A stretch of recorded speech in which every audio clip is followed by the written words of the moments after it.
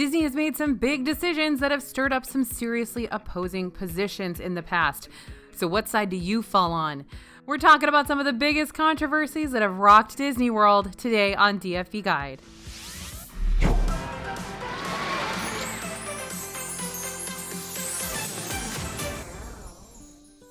Hey everybody, it's AJ for Disney Food Blog. Get ready for some polarizing debates. Are you all for Starbucks in the parks? Do you wish we could go back to paper FastPass? Disney's always changing, but that doesn't mean everyone's always on board with those changes. So let's dive into Disney World's biggest controversies. Let us know in the comments your votes for each of these. Number 1, Starbucks in the parks. Back in 2012, Disney announced that Starbucks would be coming to both Disney World and Disneyland. Now, it sounds crazy that this would be a controversy, but it was absolutely a polarizing debate. Lots of people were excited to be able to get their Starbucks fix while in the parks, especially when the initial announcement said the location would be fit to their surroundings. So yeah, you can get a pumpkin spice latte, but the Starbucks in which you order it will still look like you're in Disney. But then we learned that the Magic Kingdom location would be taking over the Main Street Bakery location, and that made some people a little upset. The other Starbucks locations around Disney World haven't changed the parks quite as much as swapping out the OG Main Street Bakery, so that remained a difficult pill to swallow for a lot of folks. Now, switching over to a Starbucks means that one of our favorite snacks is now gone forever, that Main Street Bakery cinnamon roll. Yes, you can still get a similar, but not quite the same, cinnamon roll at Gaston's Tavern, but that classic Magic Kingdom cinnamon roll is gone forever. People weren't thrilled to have an outside chain take over, though McDonald's had been present in the parks in the early 2000s. If you do want some Disney coffee, quote unquote, Joffrey's has created specialty blends for Disney World, and some restaurants and resorts have their own specialty blends that you can buy and even purchase to take home. All right, number 2, My Disney Experience.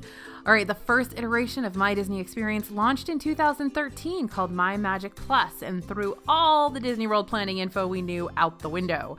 Paper FastPass was phased out by 2014 and spur-of-the-moment trips became a little more difficult. No more days of grabbing those multiple paper FastPasses the day you arrive for the top rides in the park. The My Disney Experience app does simplify trip planning, though. All of your reservations are linked, so you don't need to worry about Aunt Susan dropping her paper FastPass and not getting to ride Space Mountain. And you can change your plans right in the app with just a few clicks.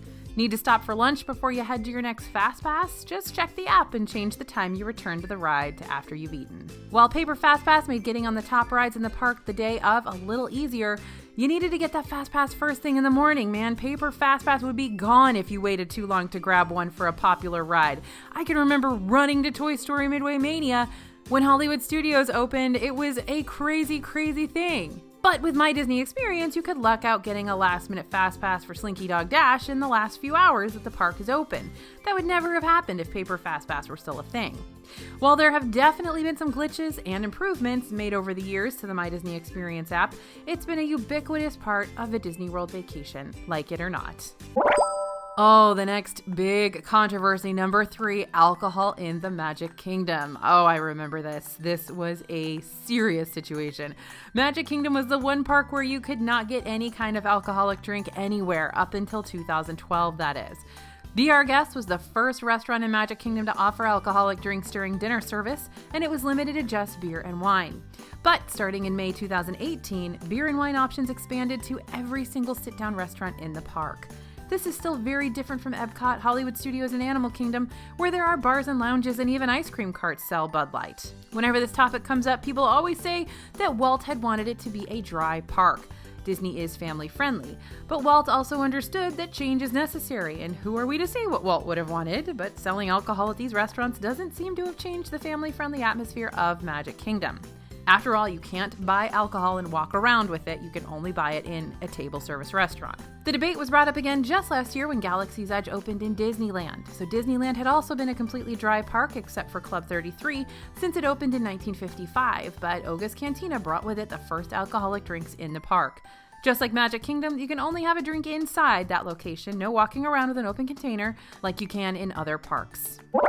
All right, here's a brand new controversy for you. Number 4, the Pink Castle. When the castle changes, people have some strong opinions. Cinderella Castle has just finished a big renovation that turned the previously gray and blue castle pink. This isn't the first time the castle going pink has caused an uproar. For Magic Kingdom's 25th anniversary in 1996, the castle was decorated to look like a giant birthday cake. People still have some very strong opinions on that one.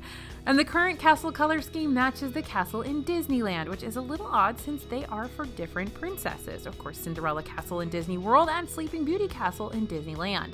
For better or worse, the color is actually starting to grow on us. I personally loved it from the start, but not everyone feels the same way. All right, next, controversy, those ride closures. We're talking specifically about Maelstrom and the Great Movie Ride, but there are tons of ride closures that cause mega controversies in Disney World all the time. So if you want to get some OG Disney World fans riled up, start talking about Maelstrom or the Great Movie Ride. Maelstrom opened in the Norway Pavilion in Epcot in 1988 and took guests past Viking longships and trolls. But in 2014, the ride closed to make way for Frozen Ever After.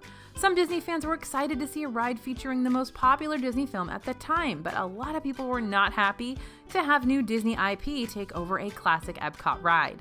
This one still stings for some, and Disney has still been selling Maelstrom-themed merch, including a limited edition poster they released just this year. Now, the Great Movie Ride was one of the last of old Hollywood studios, the last ride that opened with the park in 1989. The park had originally been a way to step behind the scenes of your favorite films and see how they were made, and Great Movie Ride brought guests through scenes from classic films. It closed in 2017, and Mickey and Minnie's Runaway Railway took over this year, further changing the landscape of the park away from classic films and movie making to literally stepping into the biggest franchises that Disney owns, and the cartoon world of Mickey Mouse. Next, biggest controversy, changing Pirates of the Caribbean. Pirates of the Caribbean has always had a bit of controversy regarding some of the scenes. Even if the pirates are singing, real-life pirates aren't exactly known for family-friendly values and entertainment, and some of that was in the ride up until a few years ago. In 1997, the ride quietly updated the scene of women being chased by pirates to the women chasing the pirates with rolling pins.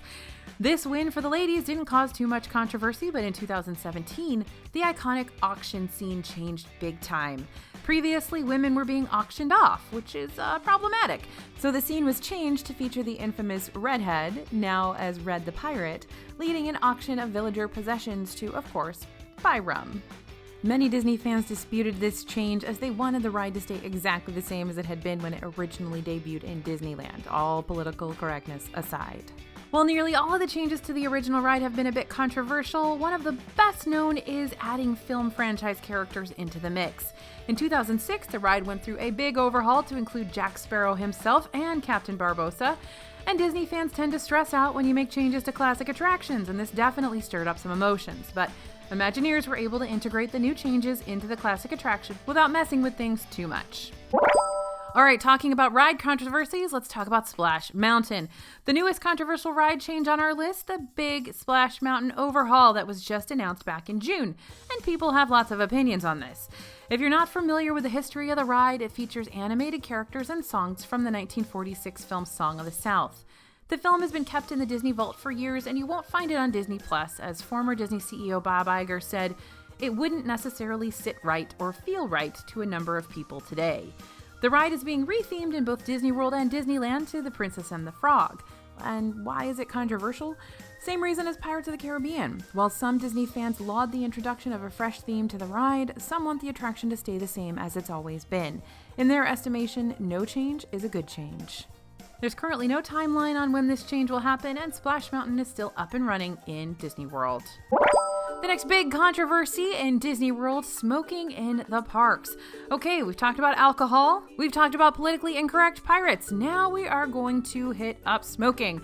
New rules in May 2019 made it so that smoking and vaping were not allowed anywhere inside the parks.